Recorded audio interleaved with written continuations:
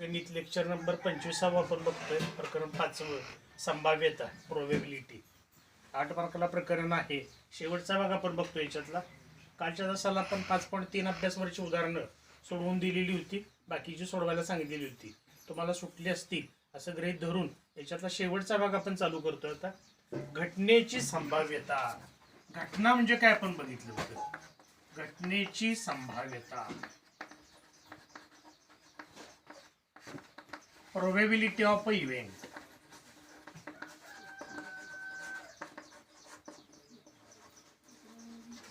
Event म्हणजे घटना आणि मग त्या घटनेची संभाव्यता. आता घटना कशी घडते काल आपण बघितलेले की दोघांची पर्यावरण समिती बनवायचे. मग त्याच्यातल्या दोन फक्त त्याच्यामध्ये स्त्रिया पाहिजेत, एक पुरुष आणि एक स्त्री पाहिजे. किंवा वेगवेगळ्या पद्धतीची उदाहरणं आपण घेतली होती की 0 1 2 3 4 5 या अंकापासून आपल्याला या अंकांच्या मदतीने दोन अंकी संख्या तयार करायची. मिळालेली संख्या मूळ संख्या असणे, मिळालेली संख्या 2 भाग जाणारी असणे, मिळालेली संख्या 5च्या पटीमध्ये असणे, मिळालेली संख्या 25 पेक्षा मोठी असणे, अशी उदाहरणं आपण घेतली होती. म्हणजे या सगळ्या घटनांना, यांना आपण सगळ्या वाक्यांना काय म्हणतो, घटना असं म्हणतो. इव्हेंट हे सगळे घडले. आणि मग या घटनेची संभाव्यता काय असते बघायचं. आता याच्यासाठी आपण एक प्रयोग करू. समजा एका पिशवीमध्ये 4 चेंडू आहेत, त्याच्यातले 3 चेंडू पांढरे आहेत, 3 बॉल काय आहेत, व्हाईट आहेत. आणि एक चेंडू, एक बॉल याच्यातला काय आहे, ब्लॅक कलरचा आहे, काळ्या कलरचा आहे. बरोबर आहे. एका पिशवीमध्ये आपण हे चेंडू अशा पद्धतीचे भरलेले आहेत. आता आपण डोळे झाकायचे, पिशवी बंद आहे, आतमध्ये बघायचं नाही आपण, आणि त्याच्यातला एक चेंडू काढायचा आहे आम्हाला. कुठला चेंडू जास्त वेळा निघण्याची शक्यता आहे, कुठला चेंडू हातामध्ये जास्त मिळण्याची शक्यता आहे, पांढरा. कारण का, ते चेंडू जास्त आहेत का नाही, त्यामुळे तो जास्त वेळा निघेल. चुकूनच एखाद्या वेळेच ब्लॅक कलरचा मिळणार आहे आम्हाला चेंडू. बरोबर आहे. म्हणजे ही काय झाली, तिची संभाव्यता. म्हणजे जर 4 वेळा आम्ही हात घातला तर 3 वेळा कमीत कमी आम्हाला तो पांढरा चेंडू येण्याची शक्यता जास्त वाटते. लक्षात आलं. म्हणजे हा पण यादृच्छिक अशा पद्धतीचा प्रयोग आहे. पण इथं पण समजा 3 पांढरे चेंडू आणि 3 ब्लॅक कलरचे चेंडू असते तर मात्र काय झालं असतं, शक्यता कुठली जास्त होती, ब्लॅक.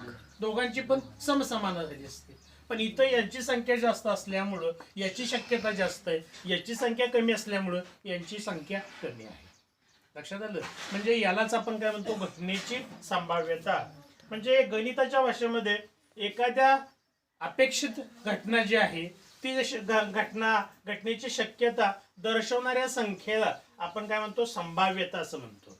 अपेक्षित घटना ही जास्त वेळा घडण्याची शक्यता आहे आणि त्याची जी घटना घडत्या त्याची संभाव्यता जी आहे त्याला आपण घटनेची संभाव्यता असं आपण म्हणतो. आणि ते शतमानामध्ये सुद्धा आपल्याला वापरता येतं. आता आपल्याला माहिती आहे की सॅम्पल स्पेस दर्शवण्यासाठी कुठल्या अक्षराचा वापर करतो आम्ही, येस. त्याच्यातले एकूण घटक दर्शवण्यासाठी कुठल्या काय वापरतो आपण, सॅम्पल स्पेस मधले एकूण घटक दर्शवायचे आहेत आम्हाला. किती घटक आहेत त्याच्यामध्ये, कोणतं चिन्ह वापरतो आपण, एकूण घटक. काय म्हणतो त्याला, एन ऑफ एस. एकूण घटकांची संख्या दर्शवण्यासाठी कसलं चिन्ह आपण दाखवतो, एन ऑफ एस. बरोबर आहे का. एन ऑफ एस ना आपण एकूण घटक दाखवतो. घटना दर्शवण्यासाठी काय वापरतो आम्ही, कुठलं अक्षर वापरतो तर कॅपिटल लेटर, कुठलंही ABCD या पद्धतीने अक्षरांचा वापर करतो. आता या घटनेची संख्या दर्शवण्यासाठी याच्यात किती घटक आहेत हे दर्शवण्यासाठी कोणतं चिन्ह वापरतो आम्ही, पुन्हा ए ही घटना, त्याच्यामध्ये समजा काहीतरी आहेत एलिमेंट्स, घटक आहेत त्याच्यामध्ये, मग ते एकूण किती एलिमेंट दाखवण्यासाठी काय चिन्ह वापरतो आपण, हेच की एन ऑफच दाखवतो. ए या घटनेची संख्या दर्शवण्यासाठी एन ऑफ ए, बी या घटनेची संख्या दर्शवण्यासाठी एन ऑफ बी. बरोबर आहे का नाही. या पद्धतीने आपण चिन्हांचा या ठिकाणी वापर करतो. आता घटनेची संभाव्यता दर्शवण्यासाठी आम्हाला या चिन्हाचा वापर करावा लागतो, पी ऑफ ए बरोबर. पी म्हणजे काय, प्रोबॅबिलिटी. पी म्हणजे प्रोबॅबिलिटी, संभाव्यता. पी ऑफ ए म्हणजे काय, घटना. ए ही घटना दिलेली असेल तर घटना पी ऑफ ए येणार आहे. बी घटना दिली तर पी ऑफ बी येणार आहे. एक्स घटना दिली तर पी ऑफ एक्स येणार आहे. डी ही घटना दिली तर पी ऑफ डी येणार आहे तिथं, म्हणजे हे अक्षर बदलणार आहे तिथं. आता याचं सूत्र काय येतं मग, तर याचं सूत्र असं येतं M of P of A is equal to M of A divided by M of S. लक्षात आलं. मगाशी आपण उदाहरण घेतलं होतं 3 व्हाईट चेंडू आहेत, 3 ब्लॅक चेंडू आहेत आणि त्याच्यातला एक चेंडू आम्हाला काढायचा डोळे झाकून, तर जास्त वेळा कुठला चेंडू निघणार आहे, पांढऱ्या कलरचा निघणार आहे, म्हणजे त्याची शक्यता जास्त आहे, बरोबर का नाही. आता हे जर आपण या पद्धतीनं मांडलं, समजा 3 व्हाईट चेंडू आहेत, त्यांना आपण काय देणार W1 W2 W3. एकच ब्लॅक कलरचा चेंडू आहे, ते कसं दर्शवणार आम्ही B1, बरोबर आहे का. याचा सगळ्या सॅम्पल स्पेस काय झाला हो मग आता, येस बरोबर. सॅम्पल स्पेस काय मिळणार याचा, नमुना अवकाश काय मिळेल, कोणकोणते घटक येतील याच्यात. अहो सॅम्पल स्पेस सांगायचं आहे. एका पिशवीमध्ये 3 पांढरे चेंडू, एक काळा चेंडू असे आहेत आणि त्यातला एक घटना एक अशी आहे की त्यातला कोणताही एक चेंडू काढायचा आहे. मग काय येणार आहे, सॅम्पल स्पेस काय येणार आहे त्याचा. अरे हे घटक सगळे, हे घटक येणार का त्याच्यामध्ये, म्हणजे काय काय सॅम्पल स्पेस मध्ये काय काय येईल, W1 W2 W3 आणि काय येणार आहे B1 आणि काय B2 असेल काय, नाही असणार B2. 4 चेंडू आहे त्याच्यामध्ये. ज्या सगळ्या उदाहरणामध्ये जे दिलेले शाब्दिक उदाहरण त्याच्यातले सगळे घटक आपण एकत्र मांडतो त्याला आपण येस म्हणतो, सॅम्पल स्पेस म्हणतो. एम ऑफ एस बरोबर किती सांगा. आता घटना ए आम्हाला त्यातली अशी घ्यायची आहे की तो चेंडू पांढरा असण्याची शक्यता आहे. ही घटना घेतली आपण त्याच्यातली. घटना ए काय घेणार आहे मी त्याची, घटना ए तो चेंडू पांढरा असण्याची शक्यता आहे.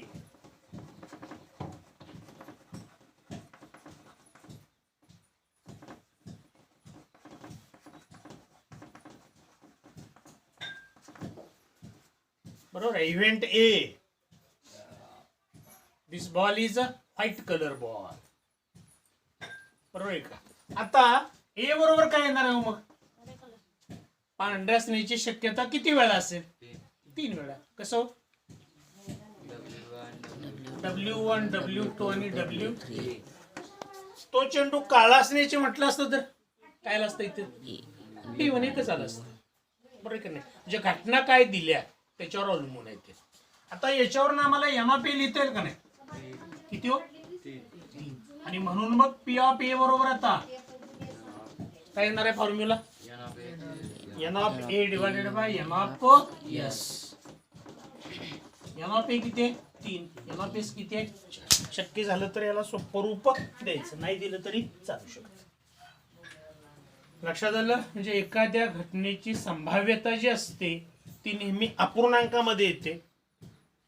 ती 0 ते 1 दरम्यान असते, पूर्ण कधी असू शकत नाही. सगळे समजा आपण 4 चेंडू आहेत नाही का एकाच कलरचे आणि ते 4 पण चेंडू आम्हाला बघायचे, सगळी शक्यता आहे. समजा 4 एका पिशवीमध्ये 4 पांढऱ्या कलरचे चेंडू टाकले, आम्हाला एक चेंडू काढायचा आहे त्याच्यातला. तो चेंडू काळा असण्याची शक्यता आहे. काय असेल, काय येणार आहे त्याच्यामध्ये, चेंडू सगळे पांढऱ्या कलरचे आहेत पिशवीमध्ये, बरोबर आहे. सॅम्पल स्पेस काय येईल त्याचा, येस काय W1 हा W3 W4.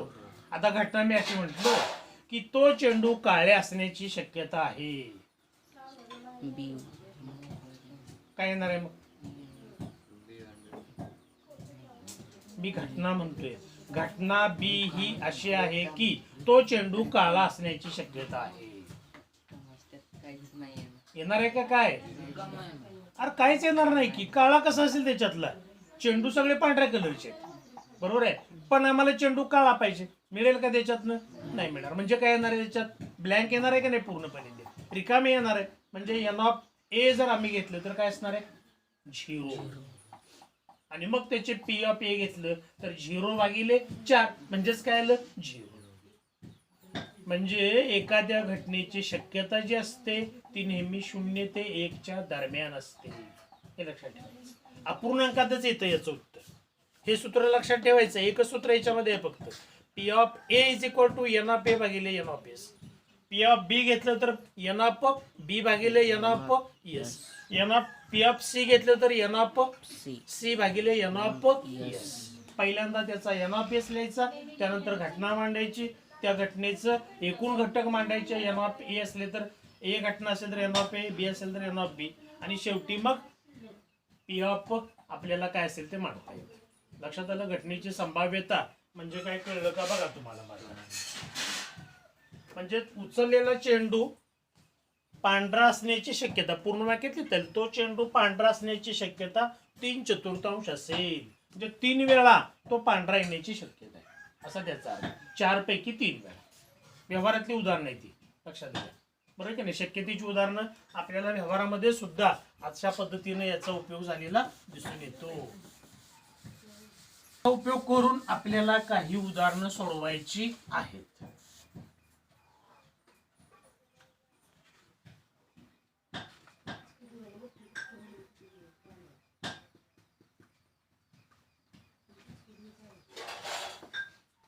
उदाहरणार्थ घेऊया. एक फासा टाकला असता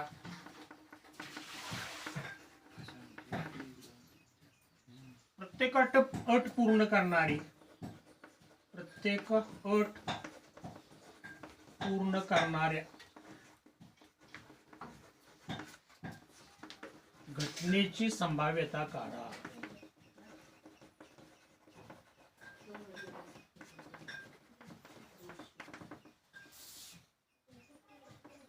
एक वरच्या पृष्ठभागावर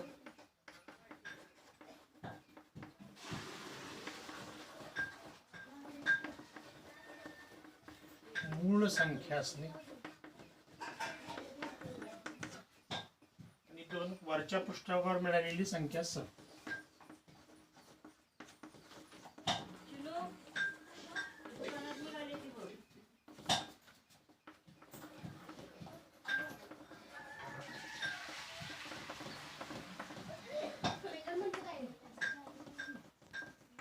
उदाहरण असते काय उडे का बघा. त्याच्यामध्ये प्रश्न असे विचारले जाऊ शकतात. त्याच्यात एक फासा टाकला असता प्रत्येक अट पूर्ण करणाऱ्या घटनेची संभाव्यता काढा. If we throw one die then find the probability of each event. First event वरच्या पृष्ठभागावर मूळ संख्या असणे, upper face have prime number. Second event त्याचा काय दिलाय, वरच्या पृष्ठभागावर मिळालेली संख्या सम असणे, upper face have even number. लक्षात आलं. सेमीवाल्यांच्यासाठी आहे. आता पहिल्यांदा मला सांगा, एक फासा टाकला असता असं दिलेलं आहे आम्हाला. सॅम्पल स्पेस काय लिहिता येईल? यस बरोबर. काय असणार आहे सॅम्पल स्पेस याचा? एक फासा टाकला, हा 6च असणार आहे की नाही. एक फासा 2 फासे असते तर 1 2 1 3 1 4 1 5 1 6 किती आले असते एकूण घटक? 36. हे लक्षात ठेवायचं. ठीक आहे. म्हणजे काय येणार आहे 1 2 3 4 5 आणि 6. लागली त्याचा एन ऑफ एस मांडायचा. किती आला? 6. आता घटना दिलेले आहेत, इव्हेंट दिलेले आहेत, बरोबर आहे का. पहिला इव्हेंट काय हो, इथं लिहायचं घटना ए म्हणूया याला, बरोबर आहे की नाही. घटना ए काय आहे, वरच्या पृष्ठभागावर मूळ संख्या येते, अप्पर फेस. वरच्या पृष्ठभागावर मूळ संख्या म्हणून ए इज इक्वल टू. आता याच्यामध्ये कोणकोणते येणार आहेत इलेमेंट? एक नाही, एक आहे का नाही प्राईम नंबर. हा एक ही मूळ संख्या नाही, एक ही मूळ पण नाही, संयुक्त पण नाही. लक्षात आलं. लक्षात असलं पाहिजे. म्हणजे पहिली मूळ संख्या काय आली 2. त्यानंतर बोला,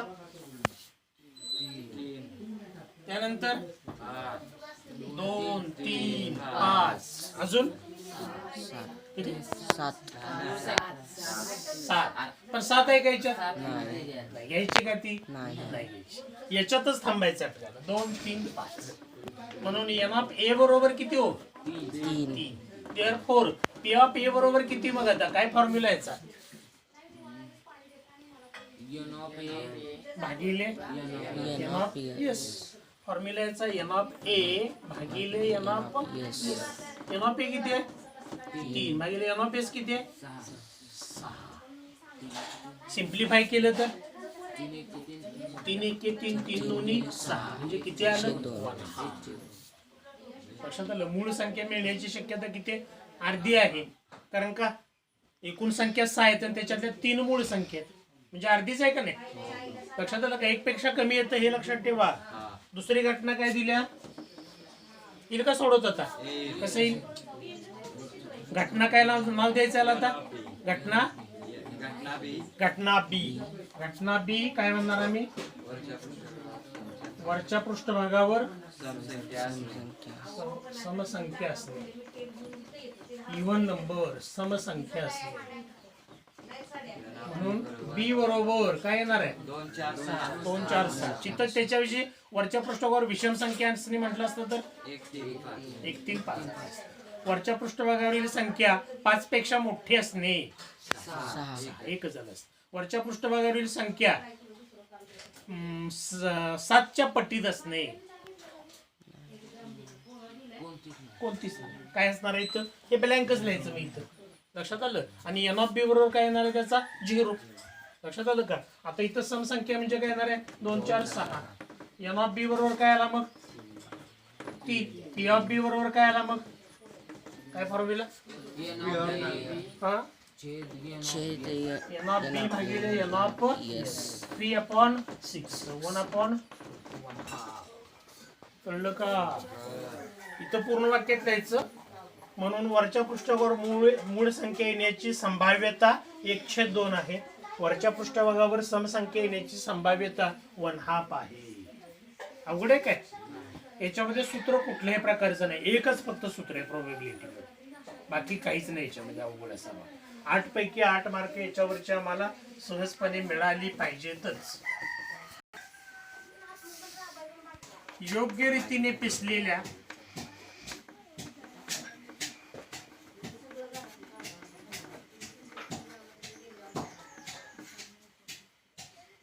बावन्न पत्त्यांच्या कॅट मधून एक पत्ता काढला.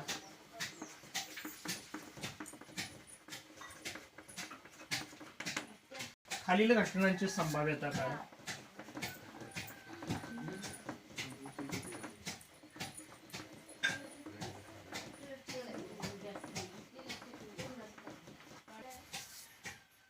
एक तो पत्ता लाल असणे.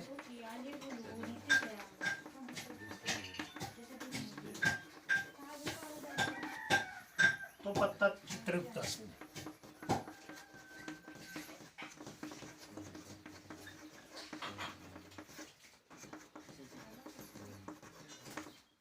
बघा तोंडी पण सोडवता येईल बरं काही उदाहरण. तोंडी आलं पाहिजे आपल्याला सोडवता. येईल काय? सांगा बरं काय येणार? योग्य रीतीने पिसलेल्या 52 पत्त्यांच्या कॅट मधून एक पत्ता काढला. खालील घटनांची संभाव्यता काढा. पहिल्या घटनेची संभाव्यता किती येईल? थोडस विचार करून सांगा. 22. संभाव्यता म्हणतोय. आकडेमोड करा की तोंडासमोर आणून जरा. ही घटना ए मांडली तर एन ऑफ ए किती येणार आहे? ही ए घटना मांडली. एन ऑफ ए किती? हा बरोबर आहे. 26 येणार आहे. पी ऑफ ए किती मग आता? P of A n of A भागिले n of S. N of A किती आला? भागिले एन ऑफ एस किती आला? बरोबर आहे. किती? 52. मग भाग जातोय का? 26 1 26 26 किती आला? अवघड आहे.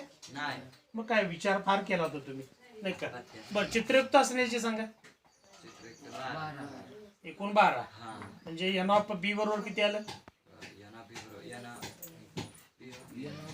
एन ऑफ बी बरोबर किती आलं? 12. आता पी ऑफ बी काढायचं आहे. एन ऑफ एस किती आलं मग? 12 भागिले 52. भाग जाईल का नाही दादा? 3 भाग जाईल. 3 चोक 12 आणि भागिले 13 येणार आहे. 13 चोक 52 बरोबर का? म्हणजे 4 भागिले 13.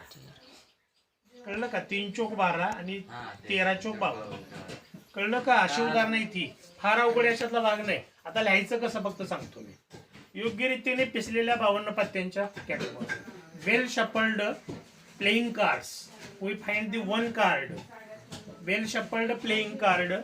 we put out or we take out one card, then find the probability of events. तो पत्ता लाल असणे. the card is red color. तो पत्ता चित्रयुक्त असणे. the card is face colour. Face म्हणजे चित्र पण त्याला म्हणतो. लक्षात आलं? आता पहिल्यांदा योग्य रीतीने पिसलेल्या 52 पत्त्यांच्या कॅटमधून यस बरोबर काय हो? काय लिहिणार आम्ही? यस बरोबर 52 येणार आहे का? यस मध्ये सॅम्पल स्पेस मध्ये काय लिहायचं का? आता त्यातले घटक लिहितो का नाही आपण? मग ते परवा मी काय सांगितलं होतं? त्याचा यस लिहायचा नाही. कारण काय यस मध्ये एका दुरी तिरी चौरी असं आहे. किती सगळे पत्ते आहेत? 52. लिहिणं शक्य आहे का मला? नाही. डायरेक्ट याचा यस नमुना. इथं काय म्हणणार आम्ही? यस हा नमुना अवकाश आहे. Yes is a sample space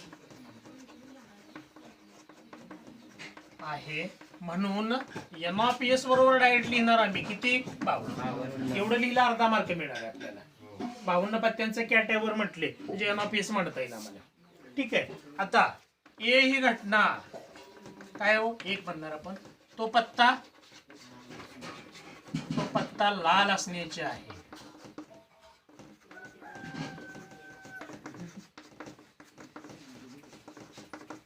म्हणून ए बरोबर काय येणार?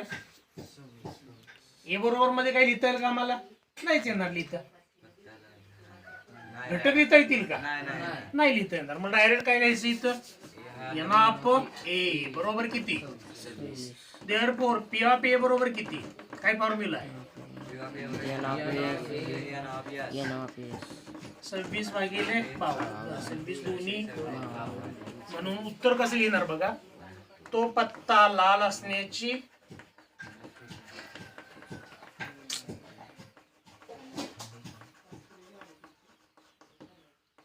शक्यता 1/2 आहे. उत्तरांची चिन्ह मांडायचं. लक्षात आलं? कॅमेरा टाक. समजलं? तो पत्ता चित्रयुक्त असतो. बी ही घटना किंवा डी ही म्हणूया. डी ही घटना काय पण अक्षर मांडलं तरी चालतंय. डी ही घटना तो पत्ता चित्रयुक्त आहे. म्हणून काय लिहिणार हो डायरेक्ट? एन ऑफ डी बरोबर किती येणार आहे? 12. पी ऑफ डी बरोबर एन ऑफ डी भागिले एन ऑफ किती हो? 12 भागिले 52. किती भाग जातो याला? 2. 4 पेक्षा मोठ्या संख्येने नाही जात. किती नाही? 4 न जातो. 4 ने. राईट आहे ना? 4 त्रिकोण 12. 4 1 4. 4 त्रिकोण 12. किती आली? 3/13.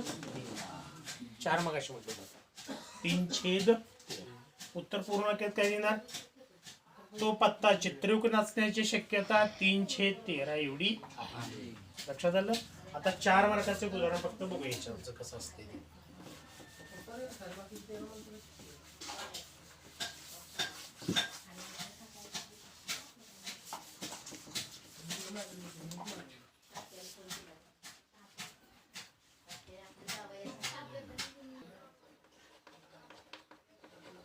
Zero 1 2 3 4 5.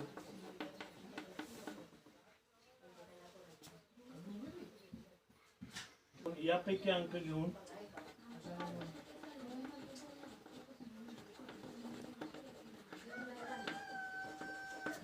दोन अंकी संख्या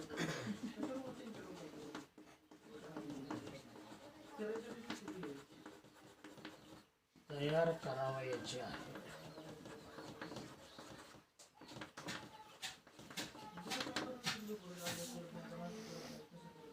अंकांची पुनरावृत्ती केली तरी चालेल. अंकांची पुनरावृत्ती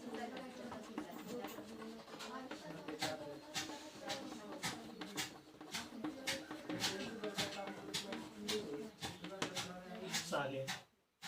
तर खालील घटनांची संभाव्यता काढा.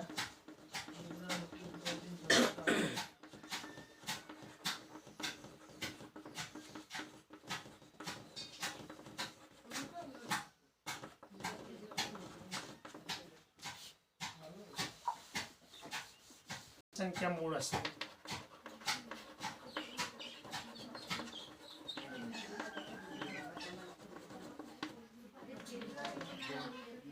ही संख्या 4च्या पटी.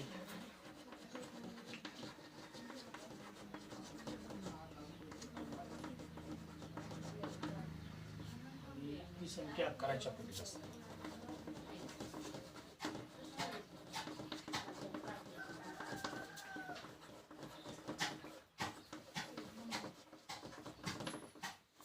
प्रॉब्लेम सेट मधलं उदाहरण आहे. स्टार केला याला.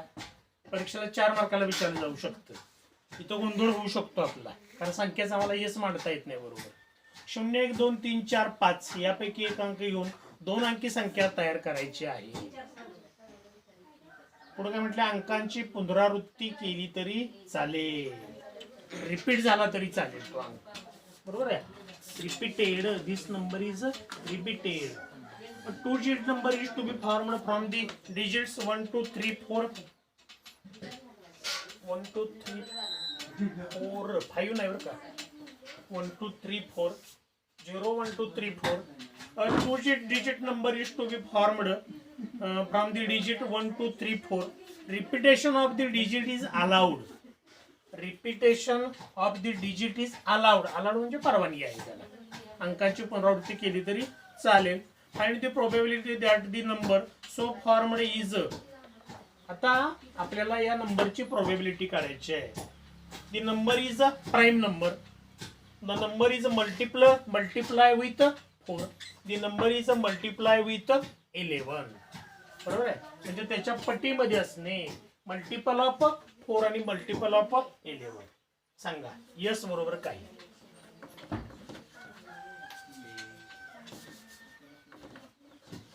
आता क्रम सिक्वेन्स पाहिजे आपल्याला. 10 20 30. कसं करणार क्रम आता. परवा सांगितलं होतं मी. सांग संकेत काय काय येणार आहे. 10 झालं होतं परवा उदाहरण. 12 13 किती. 12. अरे क्रम लावायचा काहीतरी त्याचा. बरं ठीक आहे. कुठल्या क्रमाने घेताय. 0 अगोदर घेऊन का 0 मागे ठेवायचं शेवटी. बर मग काय काय येईल. 10 पुढे बोल. 20 हा 30 हा 40 हा पुढे बोल. 4 झाले.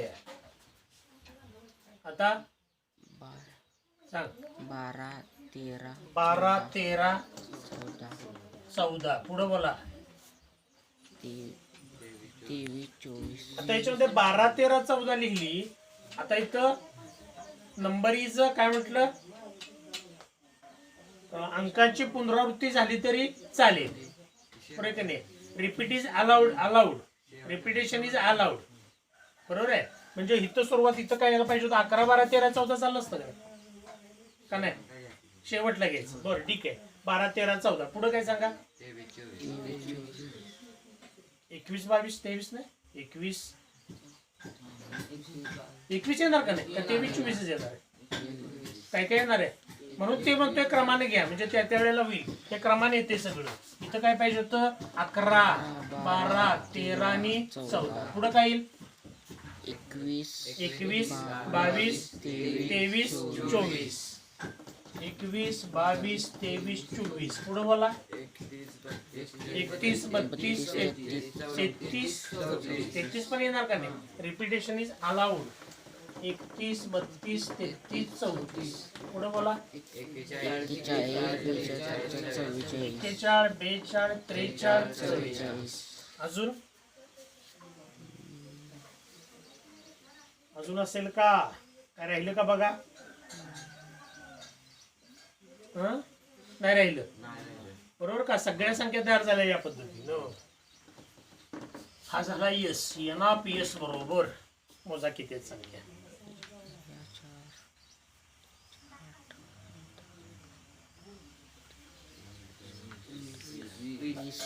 20 4 पंचे 20. पुनरावृत्ती केल्यावर या पद्धतीने. पुनरावृत्ती नाही म्हटलं असतं तर मग ही आली असती का हो? 11 22 33 44 टाळले असते आपण संख्या. बरोबर की नाही? ठीक आहे. पुढं आता घटना ए मूळ संख्या असण्याची आहे. घटना ए ही मूळ संख्या, प्राईम नंबर, मूळ संख्या असण्याची आहे. बोला ए बरोबर काय काय येईल? 2 इथून सुरुवात करायची. 11 पुढे काय येईल? 13 पुढे काय येईल? 23 पुढे काय येईल? 31 पुढे काय येईल? किती? 41 आणि 43. लक्षात आलं? एम ऑफ ए बरोबर किती हो? 6. बरोबर आहे का? पी ऑफ ए बरोबर एन ऑफ ए भागिले एन ऑफ काय? एन ऑफ ए 6 भागिले 20. बे त्रिक 6 बेन है 20 केलं 310. पी ऑफ ए बरोबर ती संख्या मूळ असण्याची शक्यता 310 असेल. 10 पैकी 3 असते. ठीक आहे. पुढे काय दिले? ती संख्या 11च्या पटी. बी लिहायचे. घटना बी 11च्या पटी. थोडक्यात दिले मी इथं. Multiple of 11. बी बरोबर काय काय येणार आहे? 11 22 33 एवढे येणार 11च्या पाड्यामध्ये. त्या पुढे घ्यायच्या नाही. किती अंदाज? एन ऑफ बी बरोबर 4 मग पी ऑफ बी बरोबर एन ऑफ बी भागिले एन ऑफ यस. किती आहे? 20. 4 1 4 4 पंचे किती आलं? 105. पुढे ती संख्या 4च्या पटीत. 4च्या पटीत काय येणार आहे हो? सी बरोबर काय काय येईल? 20 40 12 20 40 12 12 नंतर 24 32 4 8 32 आहे. 4 न पुन्हा कशाला भाग जातोय? 42 जातोय. नाही सर 44 ला जातोय. 44 किती आल्या संख्या? 3 आणि 3 6. म्हणजे काय येणार आहे? पी ऑफ सी बरोबर 6 भागिले 20. बे त्रिक 6 आणि बे काय 20. किती आलं? 310. अवघड आहे का? लक्षात आलं? याप्रमाणे सोडवता आली पाहिजे. उदाहरण सुटतील का सगळी? आता याच्यावरचा अभ्यास सांगतो मी सगळा. पूर्णच प्रकरण करायचं आपल्याला. 5.4 सगळा सोडवायचा आहे. संकीर्ण प्रश्न संग्रह 5 17 उदाहरणं आहेत. सगळीच्या सगळी सोडवायची. काहीच अवघड नाही. उद्याच्या दिवसामध्ये आपण फार तर याच्यावरची उदाहरणं आणखी बघू. न सुटलेली तुम्हाला. फक्त गाईड मधली बघून सोडू नका. जे काही मनाने दूर सोडवायची न सुटलेली आपण चर्चा उद्या करू. आणि जर संपलं तर पार्ट 2 चालू करायचं आपल्याला. लक्षात आलं? समरूपता. आता फळा चांगला आहे त्यामुळे काय अडचण येणार नाही. आपल्याकडे भौमितिक साहित्य सुद्धा सगळं आहे. ठीक आहे. बस.